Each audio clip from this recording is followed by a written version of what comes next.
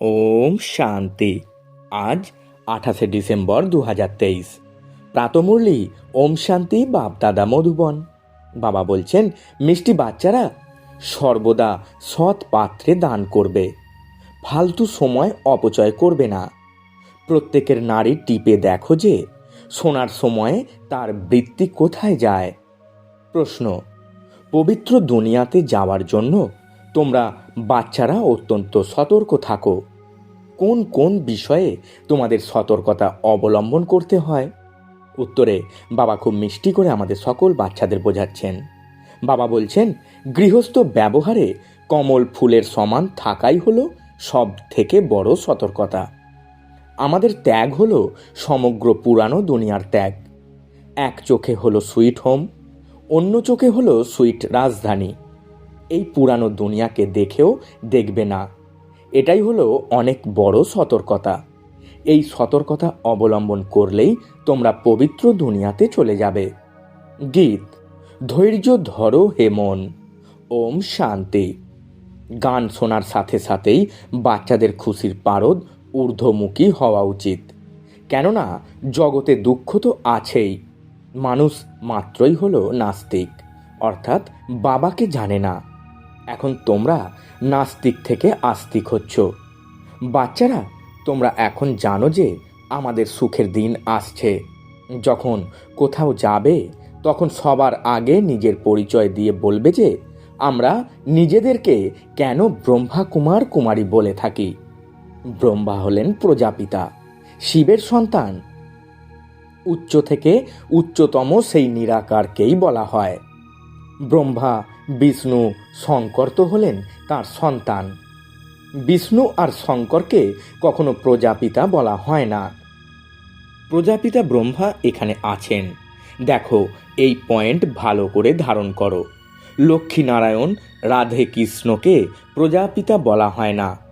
প্রজাপিতা ব্রহ্মার নাম সুপ্রসিদ্ধ। ইনি হলেন সাকার প্রজাপিতা। এখন স্বর্গের রচয়িতা তো হলেন পরমপিতা পরমাত্মা শিব। স্বর্গের রচয়িতা ব্রহ্মা নন, নিরাকার পরম আত্মাই এসে প্রজাপিতা ব্রহ্মার দ্বারা স্বর্গ রচনা করেন। আমরা হলাম তার অগণিত বাচ্চা। আত্মা তো হলো পরম পিতা পরম আত্মা শিবের সন্তান। বোঝানোর জন্য ভালো পদ্ধতি চাই। বলো, আমাদেরকে তিনি রাজযোগ শেখাচ্ছেন। ব্রহ্মার দ্বারা সৃষ্টি আদি মধ্য অন্তের রহস্য বোঝাচ্ছেন। তো প্রথমে এই ব্রহ্মা শোনেন, জগৎ অম্বাও শোনেন।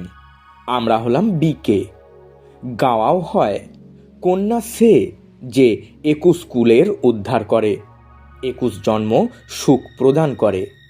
আমরা পরমপিতা পরম আত্মার থেকে 21 জন্ম সত্যযুগ ত্রেতাতে সুখ পাওয়ার জন্য উত্তরাধিকার নিচ্ছি। অবশ্যই সত্যযুগ ত্রেতাতে ভারত সদা সুখী ছিল, পবিত্রও ছিল।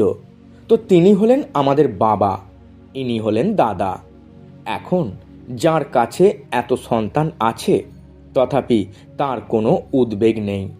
কত অসংখ্য বাচ্চা আমাদেরকে ব্রহ্মার দ্বারা রাজযোগ শেখাচ্ছেন। এই অসীম জগতের বাবার থেকেই আমাদের উত্তরাধিকার প্রাপ্ত হচ্ছে। সমগ্র দুনিয়াই হলো পতিত, তাকে পাবন করেন একমাত্র বাবা। পুরানো দুনিয়াকে পরিবর্তনকারী স্বর্গের রচয়িতা তিনি হলেন সদ্গুরু, সকলের সদ্গতি দাতা। নূতন দুনিয়াতে হলো লক্ষ্মী নারায়ণের রাজ্য। ভারতে যে দেবী দেবতাদের রাজ্য ছিল, সেই দেবতারাই 84 জন্ম নেয়। পুনরায় বর্ণ বলতে হয়, আগেই সময় চেয়ে নিতে হবে। বলো, এই কথাগুলিকে শান্ত চিত্তে মন দিয়ে শুনুন। বুদ্ধিকে এদিক ওদিক যেতে দেবেন না। ভাই এবং বোনেরা, বাস্তবে আপনারা সবাই হলেন শিবের সন্তান।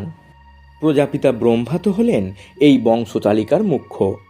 আমরা হলাম ব্রহ্মা মুখ বংশাবলী ব্রাহ্মণ, তার থেকে উত্তরাধিকার নিচ্ছি। যোগ বলের দ্বারা বিশ্বের রাজ্য ভাগ্য প্রাপ্ত করি, নাকি বাহুবলের দ্বারা? আমরা ঘর বাড়ি ত্যাগ করি না, আমরা তো নিজেদের ঘরেই থাকি। এটা হলো মানুষ থেকে দেবতা হওয়ার স্কুল। মানুষ তো কাউকে দেবতা বানাতে পারে না। এটাই হলো পতিত দুনিয়া। জলের গঙ্গা তো পতিত পাবনই নয়, বারবার তাতে স্নান করতে যায়, পবিত্র হয়ই না।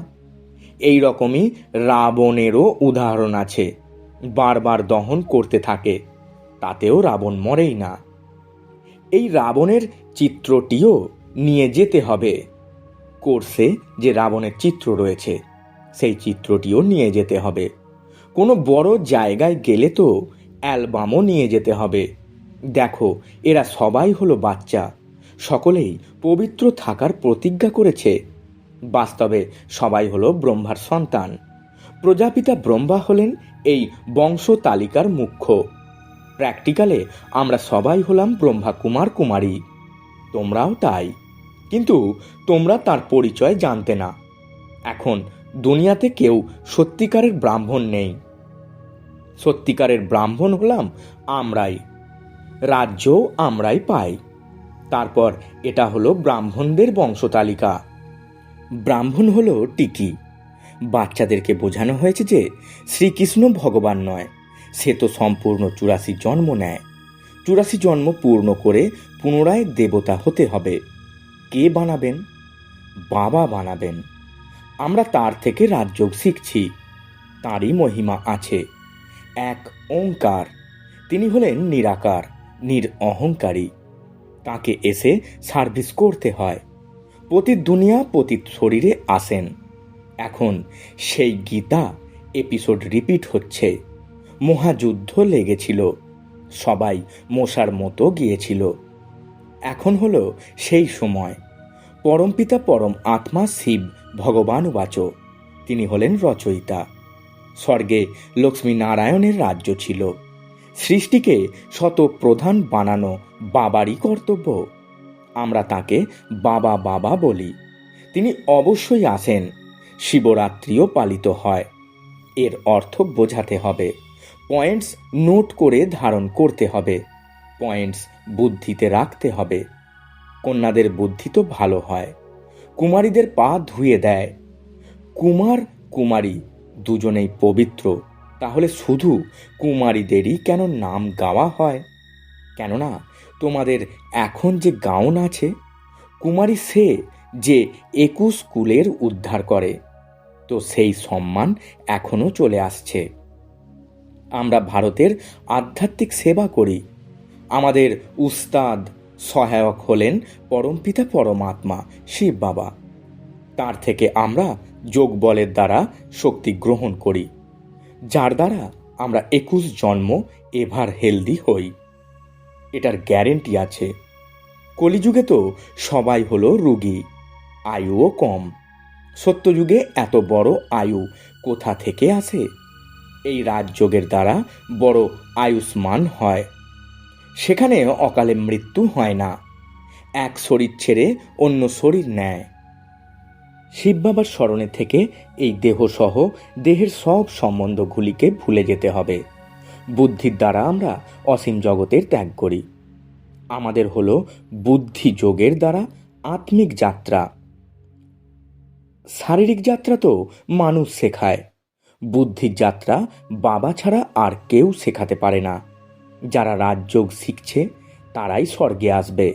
এখন পুনরায় স্যাপলিং লাগছে। আমরা সবাই হলাম সেই বাবার বাচ্চা। শিব বাবার থেকে আমাদের উত্তরাধিকার প্রাপ্ত হয়।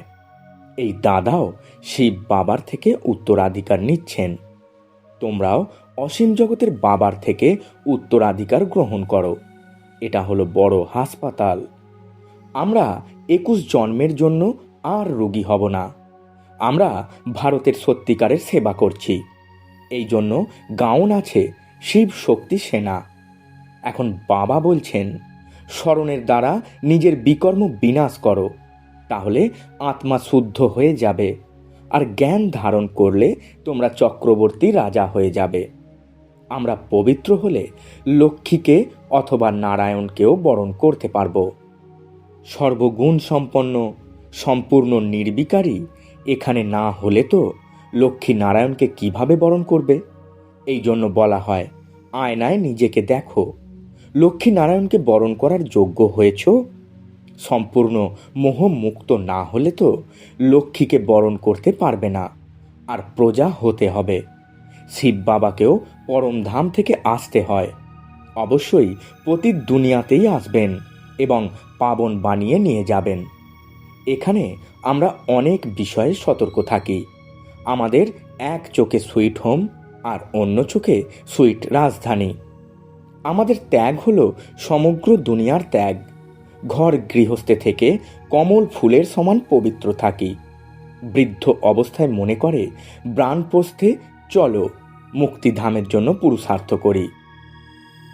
এই সময় তো সকলেরই হলো বানপ্রস্থ অবস্থা। প্রত্যেকের অধিকার আছে বাবার থেকে উত্তরাধিকার নেওয়ার। দুঃখধামকে ভুলে যেতে হবে। এটা হলো বুদ্ধির দ্বারা ত্যাগ। আমরা পুরানো দুনিয়াকে বুদ্ধির দ্বারা ভুলে গিয়ে নূতন দুনিয়াকে স্মরণ করি। তারপর অন্তমতি অনুসারে গতি হয়ে যায়। এটা হলো সব থেকে বড় গড ফাদারলি ইউনিভার্সিটি। ভগবানুবাচ, আমি রাজযোগ শিখিয়ে মানুষ থেকে দেবতা বানাচ্ছি, এই রকমভাবে বোঝাতে হবে। বলো, আমি যা কিছু শোনাচ্ছি তা বসে মন দিয়ে শুনুন। কথার মাঝে প্রশ্ন করলে সেই প্রবাহ ভেঙে যায়। আমি আপনাদেরকে সমগ্র সৃষ্টিচক্রের রহস্য বোঝাচ্ছি। ড্রামাতে শিব বাবার কী ভূমিকা, লক্ষ্মীনারায়ণ কে, আমাদের সকলের জীবন কাহিনী বলবো। প্রত্যেকের নারী দেখতে হবে। সেই সময় তাদের মনের মধ্যে কি চিন্তা চলছে সেটা বুঝতে হবে। ঠিক করে শুনছে নাকি গরম তাওয়া হয়ে বসে আছে, মানে গরম কড়াই হয়ে বসে আছে, এদিকে ওদিকে দেখছে না তো। এখানে বাবাও দেখছেন কে কে সামনে বসে খুশিতে নৃত্য করছে। এটা হলো জ্ঞানের ডান্স। লৌকিক স্কুল তো অনেক ছোট হয়, যাতে টিচার ভালোভাবে সকলের উপর নজর রাখতে পারেন আর নম্বরের ক্রমানুসারে বসতে বলেন। এখানে তো অনেক স্টুডেন্ট নম্বরের ক্রমানুসারে বসতে পারবে না। তো দেখতে হবে কারোর বুদ্ধি কোথাও উদ্ভ্রান্ত হচ্ছে না তো। হাসছে, খুশির পারদ চড়ছে, মন দিয়ে শুনছে। দান সর্বদা সৎ পাত্রকে দিতে হবে। ফালতু সময় নষ্ট করবে না। নারী টিপে দেখার জন্য অনেক বুদ্ধি চাই। সাধারণ মানুষ তো ভয় পায়। মুখ্যত সিন্ধিরা মনে করে কোথাও বিকেরা যেন জাদু না করে দেয়, এই জন্য সামনে দেখেও না। শিব বাবা বোঝাচ্ছেন, তোমরা ব্রাহ্মণরাই ত্রিকালদর্শী হও, তারপর আবার বর্ণের রহস্য বুঝতে হবে। আমি সেই, এর অর্থও বোঝাতে হবে। আমি আত্মা তথা পরম আত্মা বলা ভুল। কেউ আবার ব্রহ্মাকেও মান্য করে, বলে অহম ব্রহ্মাস্মি। মায়া তো হলো 5 বিকার। আমি ব্রহ্মাকে মান্য করি। এখন ব্রহ্ম তো হলো মহাতত্ত্ব, যেটা আমাদের থাকার স্থান। যেরকম হিন্দুস্থানের বাসিন্দারা নিজেদেরকে হিন্দু বলে দেয়, সেই রকম তারাও ব্রহ্মতত্ত্বকে বলে দেয় যে আমিই হলাম ব্রহ্ম। বাবার মহিমা হলো আলাদা, সর্বগুণ সম্পন্ন, 16 কলা সম্পন্ন। এই মহিমা হলো দেবতাদের। আত্মা যখন শরীরে থাকে তখন তার মহিমা করা হয়। আত্মাই পতিত অথবা পাবন হয়। আত্মাকে নির্লেপ বলা যাবে না। এত ছোট আত্মার মধ্যে 84 জন্মের পাঠ আছে, তাতে নির্লেপ কিভাবে বলবে? বাবা বলছেন, এখন বাবা পিস স্থাপন করছেন, তো তোমরা বাচ্চারা বাবাকে কি প্রাইজ দেবে? তিনি তোমাদের 21 জন্মের স্বর্গের রাজধানীর প্রাইজ দিচ্ছেন। তোমরা বাবাকে কি দিতে চাও?